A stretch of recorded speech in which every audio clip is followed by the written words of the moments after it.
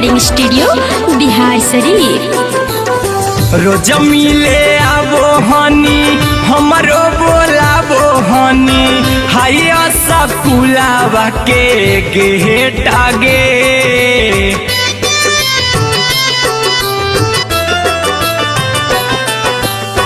रोज मिले आवो हनी हमरो बोलाबो हनी हाइया सकुलावा के गेट आगे। जही ससुरारियता कैसे के करम दिलवा से हमारा डीले टागे। रनिया जही ससुरारियता कैसे के करम दिलवा से हमारा डीले टागे। हंसी हंसी हमारा से बोलो हनी रहनिया गेटवे पर करो हनी भेट आगे। जही ससुरारियता कैसे के करम दिलवा से हमारा डीले टागे।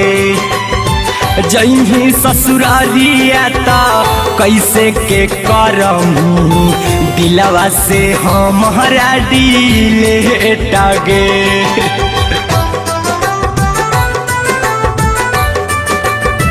Mix by P Bihari.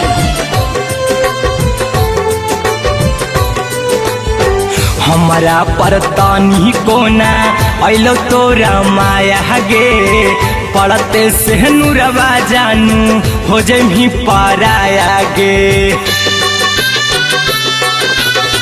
हमारा परतानी कोना अलो तोरा माया गे। पढ़ते से नूरवा करे जा हो जमी पाराया गे। घरवा पर अगुआ अलो तोरो करे जरा खा गेलौ सदिया के डेट आगे। जही ससुरारियता कैसे के करम दिलवा से हमारा डीले टागे। जानू जही ससुरारियता कैसे के करम दिलवा से हमारा डीले टागे।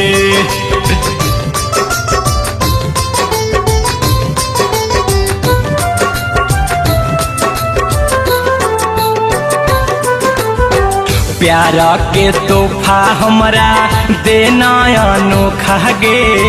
हमरे कसम खो पिया के दीहाना धोखा गे। प्यार के तोहफा हमरा देना अनोखा गे। हमरे कसम खो पिया के दीहाना धोखा गे। अहिरा कुंदनवा तोरा देही दुआ खुशी खुशी जो ना करा लेटागे। जही ससुरारियता कैसे के करम दिलवा से हमारा डीले टागे। जानू जही ससुरारियता कैसे के करम दिलवा से हमारा डीले टागे।